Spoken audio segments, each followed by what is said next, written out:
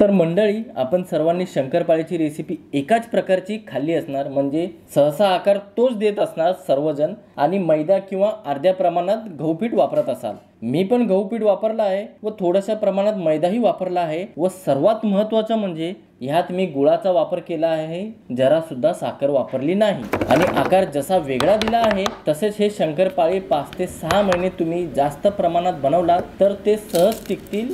आता तुम्ही जसे कुरकुरीत पाहत आहात तसेच कुरकुरीत 5 ते 6 महिन्यापर्यंत राहतील, जरा सुद्धा नरम पडणार नाहीत ना वातट होणार। एकदम तोडल्यानंतर खुसखुशीत, तोंडात टाकताच विरघळणारे ही शंकरपाळीची रेसिपी तुम्हाला नक्की आवडेल। चला तर मग जास्त वेळ वाया न घालवता लगेच सुरुवात करूया।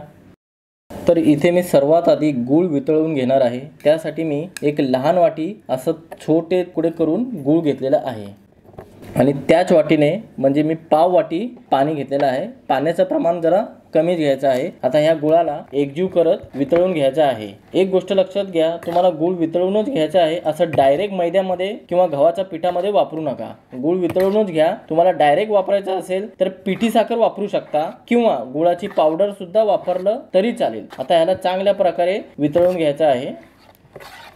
आता काही जण विचारतील, गुळाला गरम करूनच घेतलं तर काय झालं? मग असं करू नका, मग तुमचा पिठाचा गोळा होणारच नाही, म्हणजे पीठ मळता येणारच नाही आणि शंकरपाळ्या पूर्ण बिघडून जातील। तर हे थोडेसे बारीक तुकडे राहिलेले आहेत, तर आता थोडा वेळ ह्याला इथेच ठेवू, तोपर्यंत हे बारीक तुकडे विरघळले जातील।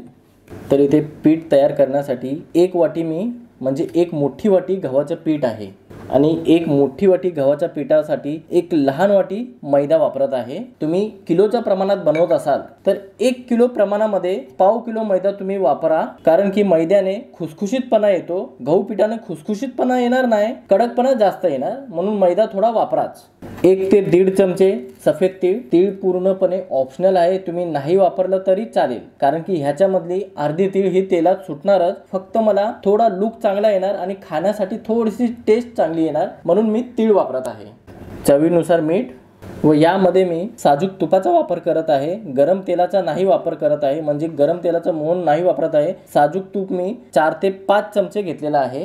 आता ह्या सर्व जिन्नसांना हाताने एकजीव करून घ्यायचा आहे आणि चांगल्या प्रकारे हाताने मॅश सुद्धा करायचा आहे। ज्या काही गाठी आहेत त्या विरघळून जातील, तुपामुळे तयार होणार त्या। तूप वापरल्यावर ह्याची फ्लेवर चांगले येते आणि जास्त दिवस टिकून राहिल्यावर वातट वास येत नाही, म्हणून तूप वापरा, शक्यतो तेल कमीच वापरा। तर मंडळी, चांगल्या प्रकारे तुपाला पिठामध्ये एकजीव करून घेतलेला आहे आणि पाहू शकता काय मस्त गाठ वळली आहे आणि एकदम खुसखुशीत ही गाठ झाली लगेच, म्हणजे एकदम सहज तोडता आली, म्हणजे पीठ चांगल्या प्रकारे परफेक्ट तयार झालेला आहे। तर आता आपल्याला यामध्ये पाणीचा अजिबात वापर करायचा नाही, तर जे आपण गूळ वितळून घेतलं होतं ते असं ह्याला गाळून घ्यायचं आहे, म्हणजे जे काही बारीक बारीक खडे असतील किंवा लहान लहान गुळाचे तुकडे वितळले नसतील ते पुन्हा आपल्याला वितळून घ्यायचं आहे। असं थोडंसं ह्याच्यामध्ये गुळाचं पाणी टाकायचं आहे आणि ह्याला एकजीव करत घट्टसर असं मळून घ्यायचं आहे। जास्त सैल मळून घ्यायचं नाही, घट्टसर आपल्याला मळून घ्यायचं आहे। मंडळी, एक गोष्ट लक्षात ठेवा, पिठामध्ये अगोदर आपल्याला गुळाचं पाणी चांगल्या प्रकारे मिसळून घ्यायचं आहे, त्यामध्ये अजिबात पाणी वापरू नका। तुमचं पीठ मळून घेतल्यावर किंवा पीठ मळता येत नसेल, म्हणजे असा लवचिकपणा येत नसेल, तेव्हाच आपल्याला पाव कप पाणी वापरून असं लवचिकपणा आणायचं आहे पिठाच्या गोळ्यामध्ये, अन्यथा तुम्हाला पाणी वापरण्याची गरज नाही तुमचा लवचिकपणा पिठाच्या गोळ्याला येत असेल तर। आणखीन एक गोष्ट, ही शंकरपाळी डायबिटीज ज्यांना आहे ते सुद्धा मनसोक्त खाऊ शकता, जरा सुद्धा संकोच न करता। आता हे पीठ परफेक्ट झालं आहे, ना जास्त घट्ट ना जास्त सैल। आता 10 मिनिटं सेट होण्यासाठी ह्याला झाकून ठेवू, जेणेकरून हे चांगल्या प्रकारे मुरलं जाणार। आता कमीत कमी 10 मिनिटं झाली आहेत। झाकण काढल्यावर या पिठाला आणखीन काही सेकंद मळून घ्यायचं आहे, म्हणजेच आणखीन चांगलं लवचिकपणा येईल ह्या पिठाला। तर आता हे मळून झालेलं आहे। आता थोडासा पिठाचा गोळा काढून ह्याचा अगोदर आपण उंडा तयार करून घेऊ। ह्याला लाटताना मैदा किंवा गव्हाच्या पिठाची गरज नाही, ह्याला असंच लाटून घ्यायचं आहे आणि एकदम पातळ लाटायची आहे, जास्त जाड पण नाही लाटायची आणि जास्त मीडियम पण नाही लाटायची आहे, चपातीपेक्षाही थोडंसं पातळ लाटायचं आहे। तर मंडळी, आपण पाहू शकता ही इतकी पातळ लाटून घेतलेली आहे। तुमची गोल चपाती लाटली गेली असेल तर तुम्हाला असं गोल आकार काढायची गरज नाही, आणि गोल लाटली गेली नसेल, वाकडी तिकडी लाटली गेली असेल तर ह्याला असं एकदम चांगल्या प्रकारे गोल आकार काढून घ्या। हे बाजूचं उरलेलं ही पीठ त्या पिठामध्ये मिक्स करून घ्यायचं आहे।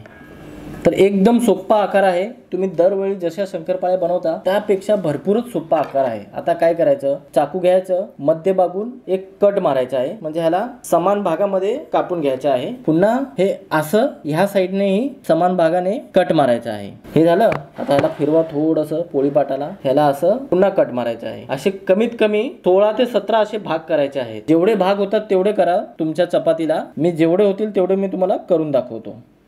जितके होईल तितके मी ह्याला कट मारून घेतलेले आहेत आणि ह्याच्याहून कमी नाही कट मारायचं. एवढेच साईज पाहिजे आपल्याला, म्हणजे एकसारखे सर्व आकार निघणार. आता करायचं काय, तुम्हाला एक मी करून दाखवतो. हे असं इथून रोल करत जायचं आहे. असं एकदम टाईट रोल करायचं आहे, लूज पडू देऊ नका. हे असं एकदम टाईट आणि बारीक रोल करा. पहा, एकदम सोपा, कोणीही सहज बनवू शकतात, इतका सोपा. आता काय करायचं, दिसतंय ना तुम्हाला, थोडं जवळ येऊन दाखवतो. हे पहा, इथं थोडंसं आहे ना, हाताच्या बोटाला थोडंसं पाणी लावा आणि असं ह्याला चिटकवून घ्या, म्हणजे हे चांगल्या प्रकारे चिटकले जातील. किती मस्त दिसतोय हा आकार. अशाच पद्धतीने संपूर्ण शंकरपाळ्या आपण बनवून घेऊ.